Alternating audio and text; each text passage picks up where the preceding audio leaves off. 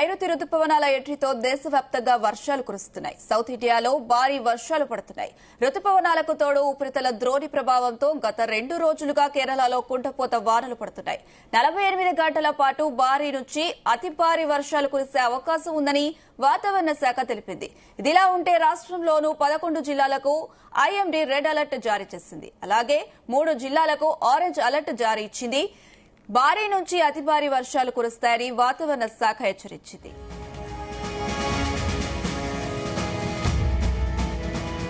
Right, ఇదే అంశం సంబంధించి మరిన్ని అప్డేట్స్ మా ప్రతినిధి యాకేష్ అందిస్తారు. Yakesh. Yes Anusha, good morning. తెలంగాణలో వర్షాలు విస్తారంగా కురిసే అవకాశం ఉంది. ఇప్పటికే పలు రాష్ట్రాల్లో, దక్షిణ భారతదేశంలోని పలు రాష్ట్రాల్లో, అటు కేరళ గాని తమిళనాడులో గాని విస్తారంగా వర్షాలు కురుస్తున్నాయి. ఇప్పుడు తెలంగాణలో కూడా వర్షాలు విస్తారంగా కురిసే అవకాశం ఉన్నట్లు కూడా వాతావరణ శాఖ పేర్కొంది. ఇప్పటికే నైరుతి ఋతుపవనాలు కూడా చురుగ్గా కదులుతున్నటువంటి నేపథ్యంలో ఇప్పటికే కేరళను నైరుతి ఋతుపవనాలు తాకాయి. నేడు ఆంధ్రాకు కూడా నైరుతి ఋతుపవనాలు ప్రవేశించాయి.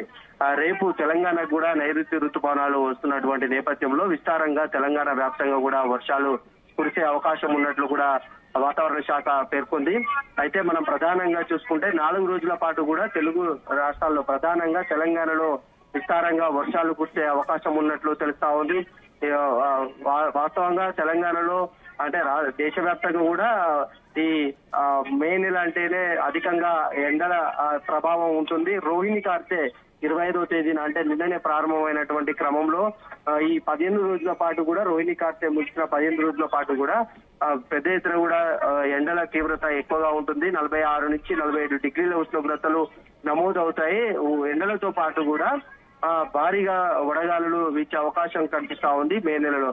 అయితే అందుకు భిన్నంగా కూడా వాతావరణం మారిపోయింది. నైరుతి ఋతుపవనాలు ఒక వారం 10 రోజుల ముందుగానే కూడా కేరళను తాకినటువంటి నేపథ్యంలో అవి తొందరలోనే కూడా తెలుగు రాష్ట్రాలను కూడా తాకినాయి. ఈ క్రమంలోనే కూడా మేలో కొట్టాల్సినటువంటి ఎండలు, వడగాలుల ప్రభావం భారీగా తగ్గింది.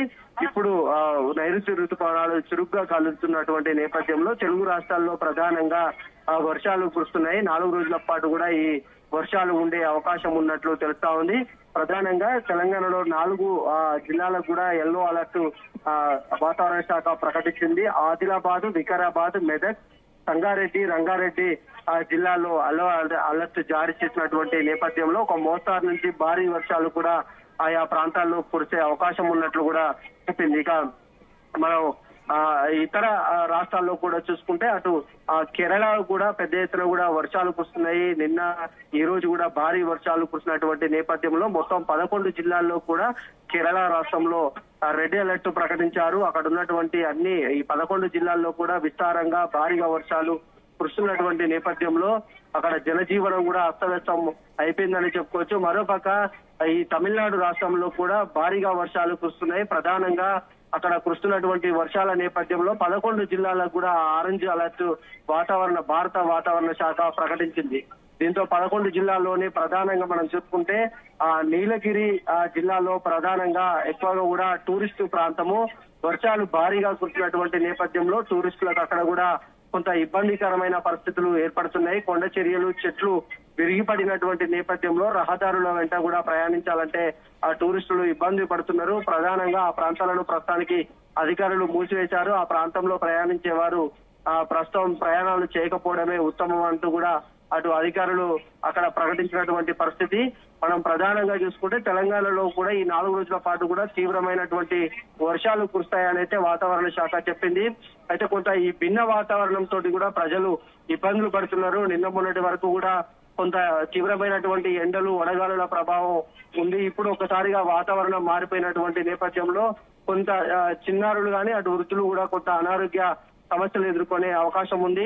ఈ 4 రోజుల నుంచి కూడా వర్షాలు కురిసేటువంటి క్రమంలో కొంత పగటిపూట ఉష్ణోగ్రతలు కూడా భారీగా తగ్గే అవకాశం కనిపిస్తా ఉంది. ఎండ ఉక్కపోతతోటి ఇబ్బంది పడ్డటువంటి ప్రజలకు ఈ నైరుతి ఋతుపవనాల ప్రభావంతో వర్షాలు కురవడం కొంత ఉపశమనం అని చెప్పుకోవచ్చు. అయితే కాలం ఈసారి ముందుగానే వచ్చిందని రైతన్నలు కొంత ఆనందం వ్యక్తం చేస్తున్నప్పటికీ కూడా ఈ వర్షాలు అంటే ముందుగా వచ్చినటువంటి వర్షాలు ఆ కాలం చివరి వరకు అంటే 4 నెలల పాటు ఉంటాయా ఉండవా అనేది కూడా రైతులు కొంత ఆందోళన వ్యక్తం చేస్తున్నటువంటి పరిస్థితి.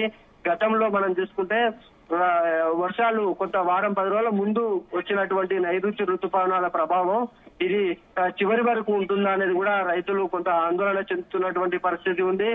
ముందుగా వర్షాలు కురిస్తే తర్వాతకి పంటలు సాగు చేసుకోే సమయంలో అప్పుడు వర్షాలు కురవవు అనేది రైతులు చెప్తున్నటువంటి మాట. ఏదేమైనా వర్షాలు అయితే ముందుగా రావడం కొంత వేడి తగ్గడం పట్ల ప్రజలైతే ఉపశమనం పొందుతున్నప్పటికీ రైతులు కూడా ఆనందం చెందుతున్నప్పటికీ కూడా ఈ వర్షాలు పూర్తి స్థాయిలో ఉంటాయా ఉండవా అనేది కూడా కొంత రైతులు అయితే ఆందోళన నెలకొందని చెప్పుకోవచ్చు. అయితే అటు వాతావరణ శాఖ కూడా ఒకటే చెప్తారు, వర్షాలు పుష్కలంగా ఉంటాయి, ఎక్కడ కూడా ఇబ్బంది ఉండదు, అనుకున్న మేర కంటే కూడా అధిక వర్షాలు ఉంటాయి, ప్రాజెక్టుల్లో కూడా భారీగా వరద నీరు చేరుతున్నదైతే వాతావరణ శాఖ గాని అటు విశ్లేషకులు కూడా చెప్తున్నటువంటి మాట.